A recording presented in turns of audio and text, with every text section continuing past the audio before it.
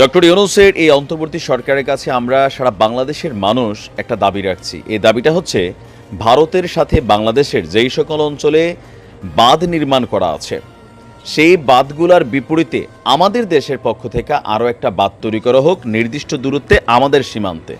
তারাটা যদি হয়ে থাকে হাইটে 100 ফুট, আমরা বানাইতে হবে 150 ফুট। এটা কেন? আর এটা বানাইতে হবে চিনরি দিয়া। এটা কেন করতে হবে? ভারত তাদের প্রয়োজনে আমাদেরকে পানি দেয় না। আমাদের যখন পানির দরকার হয় সেই পানি আমরা পাই না। আবার আমাদেরকে এমন টাইমে দেওয়া হয় যে পানি আমাদের জন্য মরণ হয়ে আসে, আজরাইল হয়ে আসে। তো তাদের থেকে আমাদের বাঁধটা একটু উঁচু হইতে হবে, যেন তারা যদি পানি ছাইরাও দেয় আমাদের বাঁধে এসে আটকায় যাবে। অতিরিক্ত পানি ছাড়লে এই পানি উল্টা তাদের দেশেরটা তাদের দেশে প্রবেশ করবে। ভালো নেই ত্রিপুরার অবস্থা, আমরা স্বীকার করছি, কিন্তু আমাদের দেশটাকে এভাবে ভাষায় দিতে পারে না। তারা তাদের দেশের সরকারের মাধ্যমে এই পানির ফ্লো অন্যদিকে কিভাবে নেওয়া যায় সেইটা চিন্তা করা উচিত। কারণ ভারতে সারা পৃথিবীতে প্রাকৃতিক দুর্যোগ আছে, কিন্তু এই দুর্যোগ আপনার উপর দিয়ে আসছে, আপনি ঠেলা দিয়ে আমার উপরে ফালাই দিবেন, এটা হইতে চাচ্ছি। আমার নিজের জেলা কুমিল্লা জেলার বুড়িচং থানা সহ আশপাশের যতগুলো জেলাতে এই মুহূর্তে ভারতের যে পানি, পাশাপাশি আমাদের দেশেও বৃষ্টি হচ্ছে, বাট আমাদের বৃষ্টিতে এত ভয়াবহ বন্যার পরিস্থিতি আমরা কখনো দেখি নাই।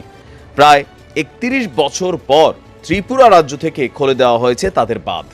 তবে ত্রিপুরা রাজ্য এই মুহূর্তে খুবই ভয়ঙ্কর অবস্থা। স্বাভাবিকের চেয়ে 1200 মিলিমিটার বৃষ্টি আপনার বেশি হয়েছে। ত্রিপুরা রাজ্য সরকারও জরুরি অবস্থা ঘোষণা করেছে। এখন ভারত সরকার বরাবরই বাংলাদেশের উপরে টর্চার করে আসছে দীর্ঘ একটা সময় ধরে। ডক্টর ইউনূসের সরকারটা বসতে না বসতেই প্রাকৃতিক দুর্যোগ সব দেশে আছে, সেই দেশের নিজস্ব মোকাবেলার সিস্টেম থাকে। আমরা কোন দেশের উপর ঠেলা ফালাই দেই? এটা প্রাকৃতিকভাবেই এগুলোর একটা গতিপথ থাকে, সেই গতিপথকে সংস্কার করে তারার পানি তারা নিতে হবে।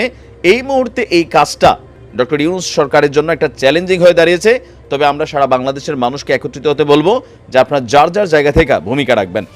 প্রায় 31 বছর পর বাঁধ খুলে দেওয়ায় আপনার ত্রিপুরা থেকে বাংলাদেশে হু হু করে ঢুকছে পানি। গেল কয়েকদিন যাবৎ ত্রিপুরা রাজ্যে আপনার টানা ভারী বর্ষণ চলছে। অবিরামে বৃষ্টিপাতে সেখানকার বিভিন্ন জনপদও পানির নিচে তলিয়ে গেছে। আপনার জলাধারে কাছাকাছি পৌঁছে গেলে ডুম্বুর জলাধারের বাঁধের যে স্লুইস গেট সেটা খুলে দেওয়ার খবর এসেছে। আর এর ফলে আমাদের কুমিল্লার গোমতী, সিপাহী জলা জেলার বিস্তীর্ণ এলাকার বাড়িঘর এবং কৃষি জমি ভেসে গেছে। আমরা যদি দেখি আমাদের বাংলাদেশের বেশ কয়েকটা জেলাতে আজকে আপনার বন্যা পরিস্থিতি খুবই খারাপ অবস্থা তৈরি হয়েছে। এর পাশাপাশি কুমিল্লাতে এই মুহূর্তে গোমতীতে পানি আপনার ব্যাপক হারে ঢুকছে। আমরা 8টা জেলার অবস্থা সবচেয়ে খারাপ দেখেছি, বন্যার কবলে 8 জেলা। আর আজকে রাতের তথ্য হচ্ছে আরও 12টি জেলা ফ্লাডেড হতে পারে এই উজান থেকে নেমে আসা পানির ঢল। সর্বশেষ আমরা যদি দেখি আপনার সুনামগঞ্জ, মৌলভীবাজার, হবিগঞ্জ, ফেনী, চট্টগ্রাম, নোয়াখালী, কুমিল্লা, খাগড়াছড়ি জেলা বন্যা কবলিত হয়েছে। আর আরও বেশ কয়েক জেলা এখানে কানেক্টেড হবে। তবে সবচেয়ে খারাপ অবস্থা হচ্ছে নোয়াখালী, আমাদের কুমিল্লার অবস্থাও খারাপ, আখাউড়ার অবস্থাও খারাপ, বান্দরবানের অবস্থাও খারাপ। তো সকল কিছু মিলিয়ে আমাদের দেশে ভারী বৃষ্টিপাত হচ্ছে, বর্ষার মৌসুম।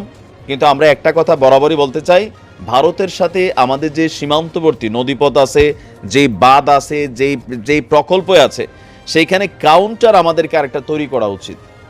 এটা আমাদের স্বার্থে।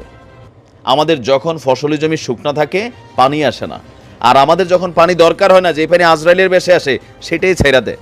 তাদের রাজ্যকে বাঁচানোর প্রয়োজনে, কিন্তু তাদের রাজ্যকে বাঁচানোর প্রয়োজনে তাদের পানি তাদের দেশের ভেতর দিয়া এটাকে অন্য খাতে প্রবাহিত করতে হবে।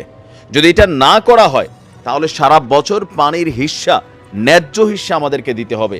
আমরা তো নিয়ে মিয়ানমারের উপর ছেড়া দেওয়ার সুযোগ নেই। আমাদেরটা বিভিন্ন জায়গায় ফ্লাডেড হইয়া, বাড়িঘর ধ্বংস হইয়া এগুলা চলে যায় সাগরে, মহাসাগরে। তা আল্লাহ সারা বাংলাদেশের মানুষকে এই বন্যার হাত থেকে বাঁচাক। ত্রিপুরার ভাইদেরকেও যারা আছেন, সাধারণ মানুষ এই বন্যাতে আসলে ব্যাপক ক্ষতিগ্রস্ত হচ্ছে, পাহাড় ধসে যাচ্ছে। আল্লাহ সবাইকে এই মুসিবতের হাত থেকে রক্ষা করুক। সবাই সাবধান থাকবেন, সচেতন থাকবেন, আর কি নিরাপদ আশ্রয়ে থাকবেন। ভালো থাকুন। আসসালামু আলাইকুম।